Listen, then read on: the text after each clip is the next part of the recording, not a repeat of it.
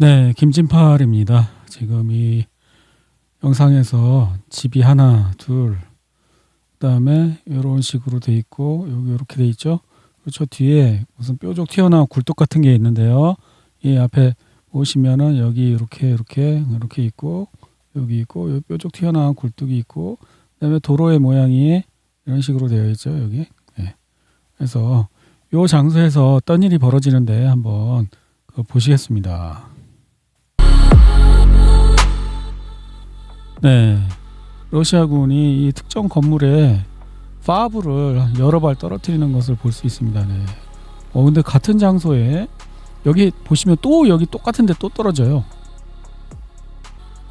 근데 건물이 엄청 튼튼한 것 같은데 이렇게 많이 맞았는데도 이미 한번 맞은 건물이죠.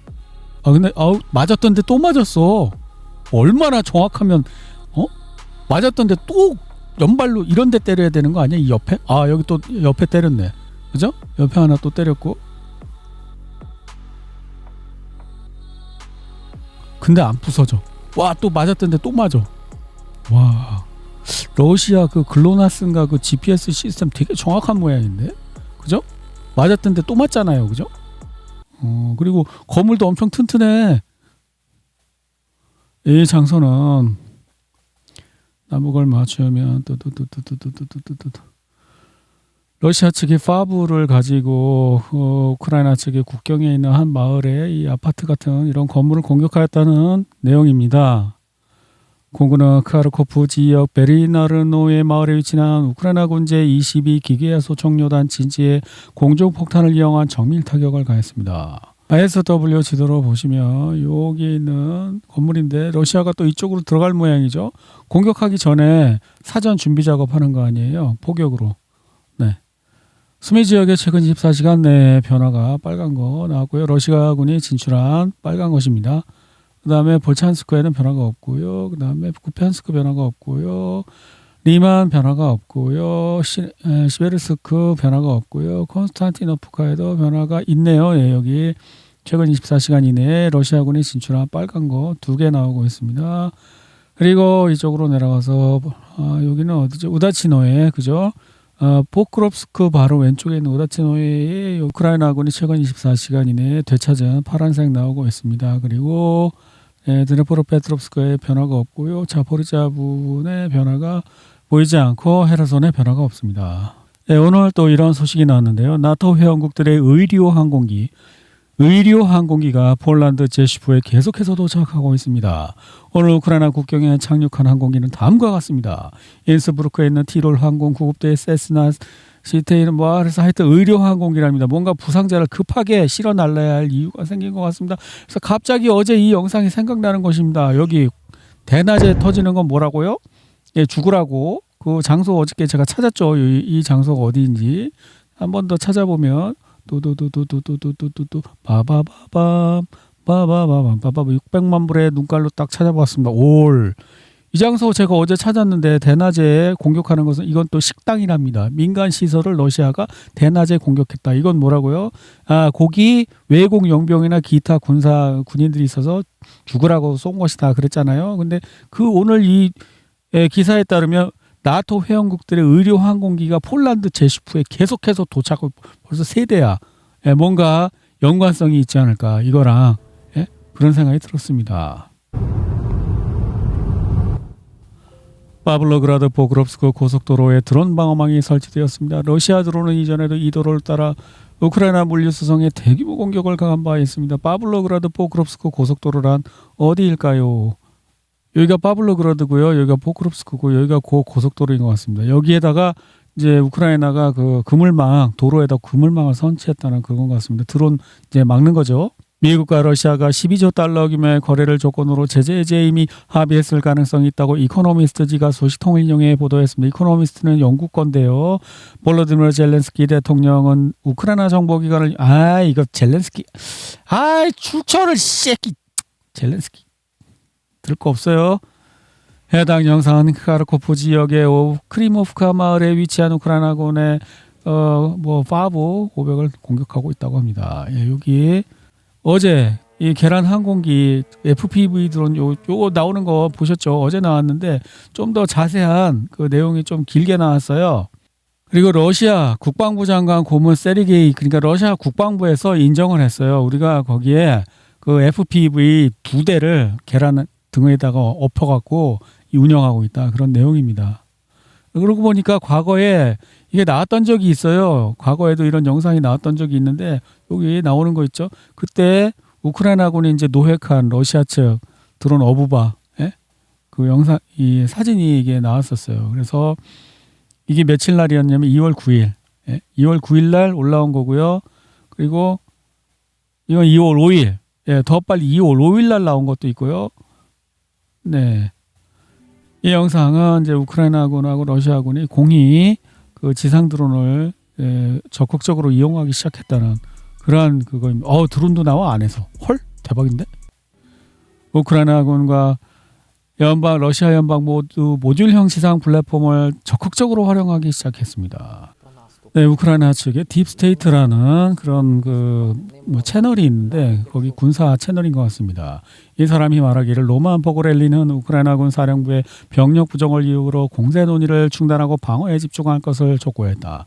공세에 대한 이야기는 그만하십시오. 지금 당장 공격할 수는 있습니다. 하지만 후르스크 전투에서 보았듯이 성공하더라도 방어선을 유지할 수는 없습니다. 지금은 방어에 집중하고 인명 손실을 최소화하는 방법을 배우고 자원을 비축해야 합니다. 우리는 방어선조차 유지할 병력이 부족합니다라고 군사 전문가 로만 포고렐리는 말했다. 지금 여기 이야기하는 것 같습니다. 여기서 이제 원래 여기 아까 이제 여기서도 이제 봤다시피 우리는 공세를 해서 땅을 점령해도 그걸 유지할 수가 없다. 근데 왜 자꾸 공세를 하냐? 인력 손실이 심해지는데 여기서 또 하고 있죠.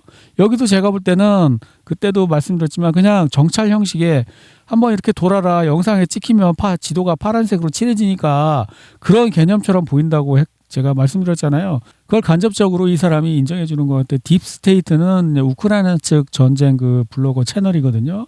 그래서 거기서도 병력이 부족한데 왜 자꾸 인명 손실이 많이 나는 행동을 하냐, 이런 이야기를 하고 있습니다.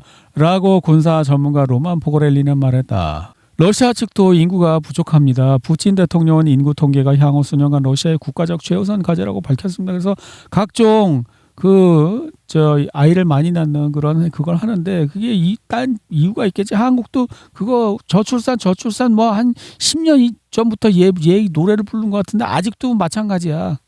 이제 적에게 가장 큰 문제는 바로 인명입니다. 서방은 소위 우크라이나에 무엇이든 공급할 수 있지만 인명은 공급할 수 없습니다. 드론 시대라고 해도 모든 것은 여전히 보병에 달려 있습니다. 보병이 없으면 방어는 결국 무너질 것입니다. 누군가 열두면 이게 뭐냐면 드론으로 지상 드론이 바퀴 달린 게 같다고 쳐. 그렇다고 지도에 여기다 칠해주는 줄 아세요? 안 칠해줘요.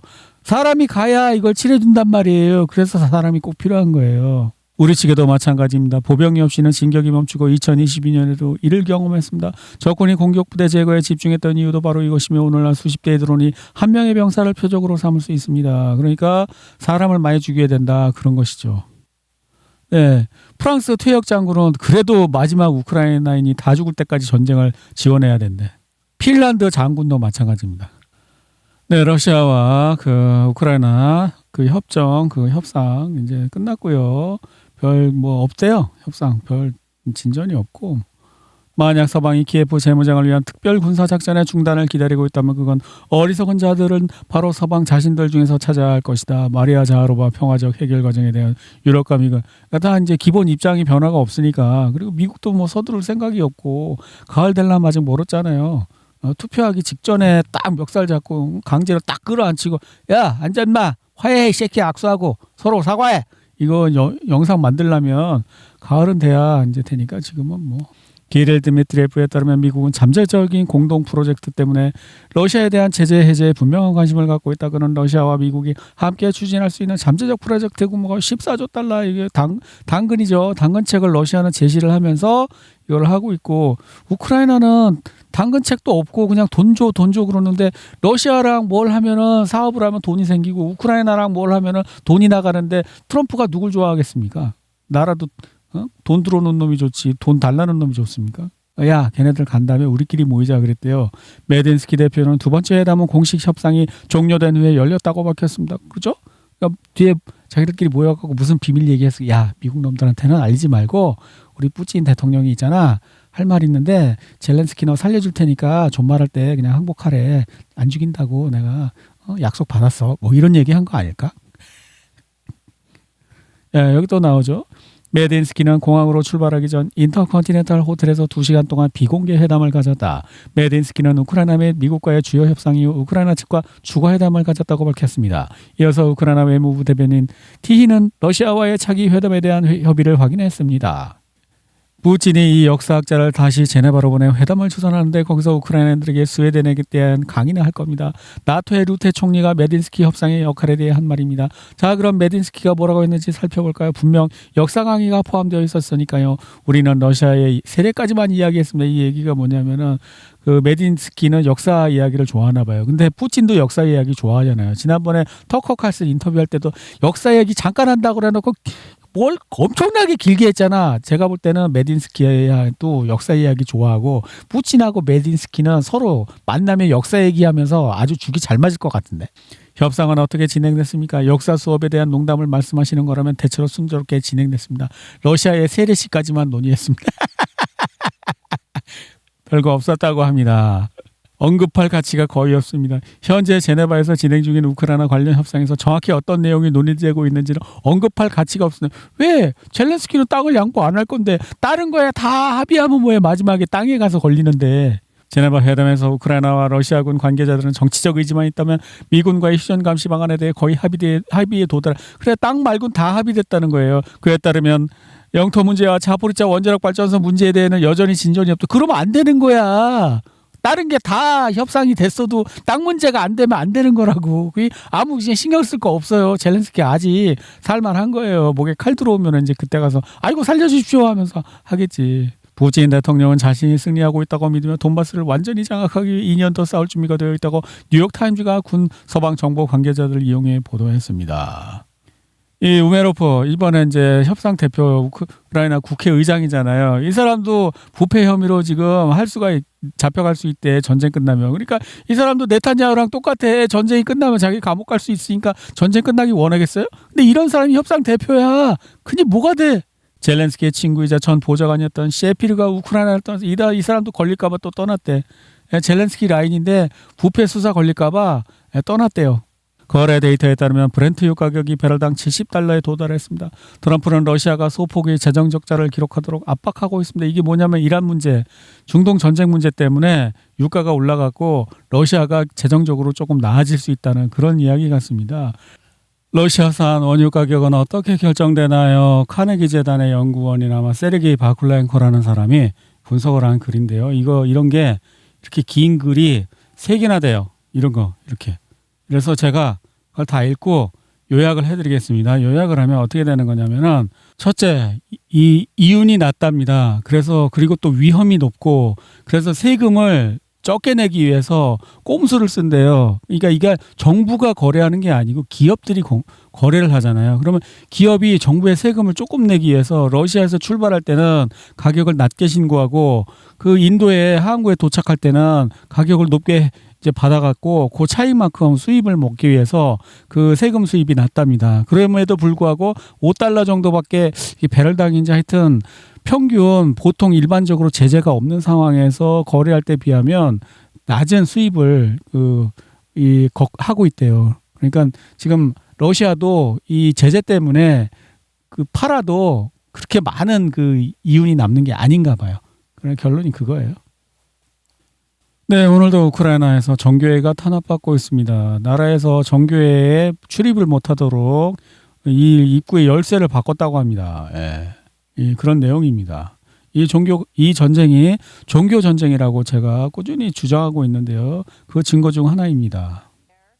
미국 부통령 제이디 벤스는 유럽의 가장 큰 문제는 유럽 스스로가 적극적으로 자멸적인 행동을 하고 있다는 점이라고 말했다. 스스로 이제 망하고 싶어서 안달한데 가만 내비둬야지 뭐.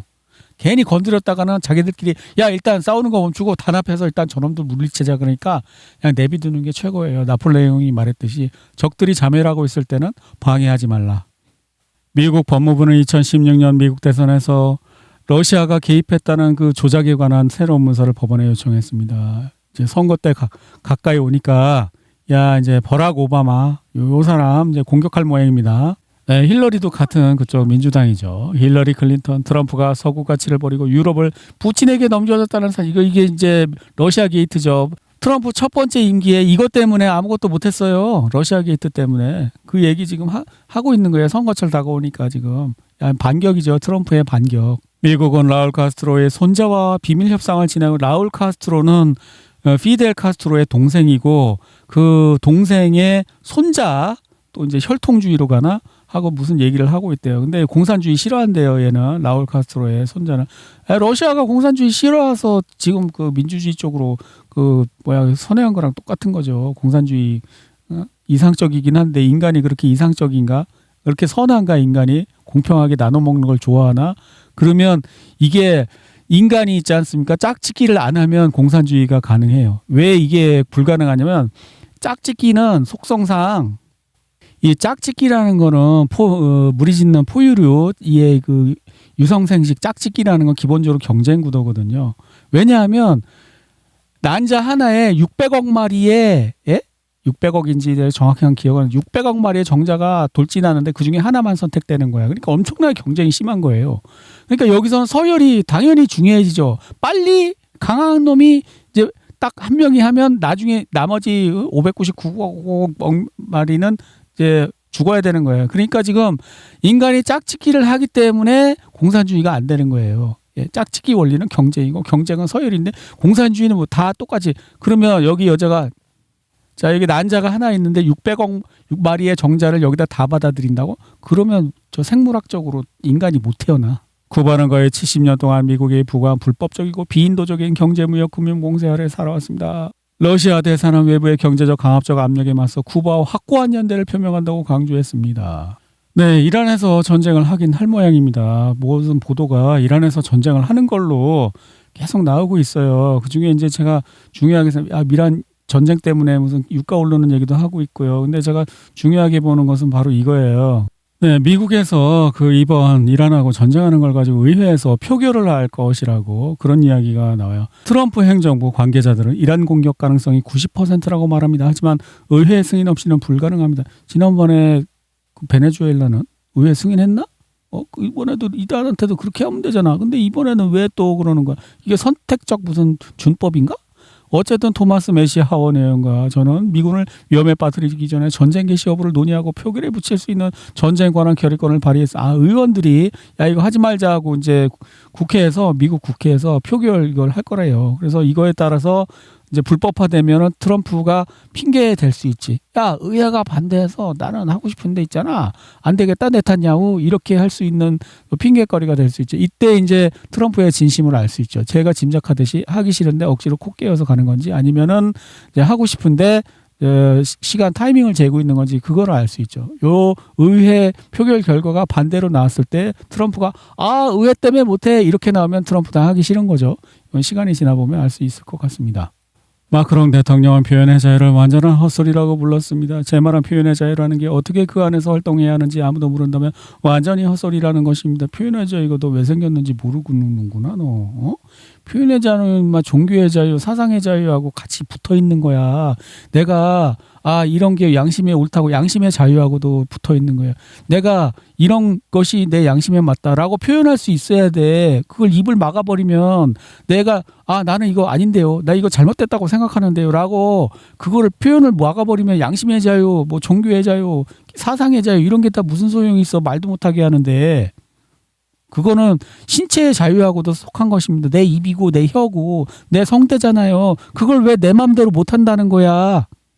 이게 이제 러시아에서 이제 텔레그램이 신뢰할 수 없다는 그런 종류의 이런 이제 이야기가 나오고 있어요. 뭐 비밀이 안 된다고, 비밀 된다고 했는데 비밀 대화도 다 미국이 알고 있더라, 그런 이야기예요.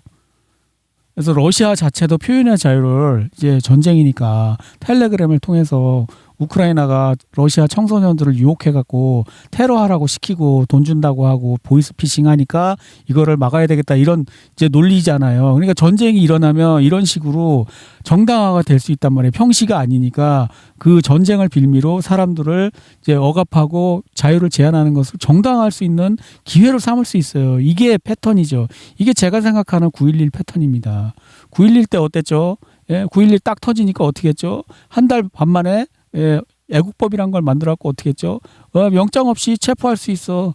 왜? 네가 테러범이라는 의심만 들면. 그리고 무기한 감금해놓고 고문도 할 수 있어. 실제로 했어요. 관타나모인가 어디에서. 그러니까 지금 전쟁이 일어나면 이렇게 편리하게 국민의 그걸 자유를 제한할 수 있는 거예요. 지배자들 입장에서는 굉장히 좋죠, 전쟁이. 어떻게 하면 사람들을 가난하게 유지할 수 있을까요? 공장 노동자가 더 필요해요. 여러분 고등학교와 대학교에 쉽게 접근할 수 없는 저부가가치 지역을 만들어봤지만 이거 게임 얘기 같습니다. 게임. 사람들은 결국 지도를 가로질러 그곳으로 가기 시작합니다. 도시에 가난한 사람이 없으면 공장을 키울 수 없고 도시경제도 성장시킬 수 없습니다. 어떻게 해야 할까요? 이거는 실제 세상에서도 마찬가지라고 합니다.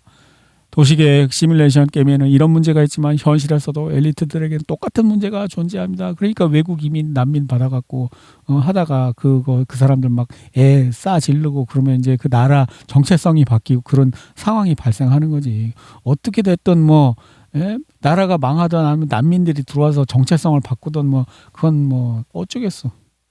어쩔 수 없잖아. 아무도 안 하고 싶어 하는데 이게 왜 이 문제가 생기냐?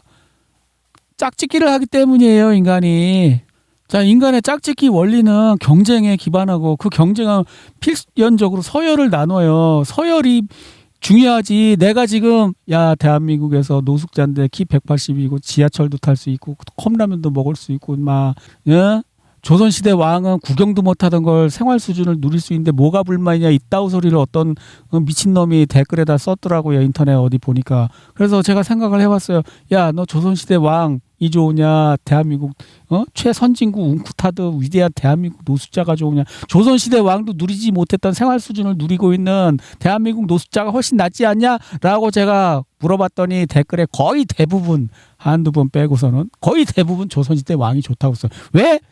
야, 이 나라 여자는 다 내 거잖아. 왜? 서열, 경쟁, 짝짓기 원리 그대로 조선시대 왕이 좋죠. 조선 딱 여자는 다 내 건데.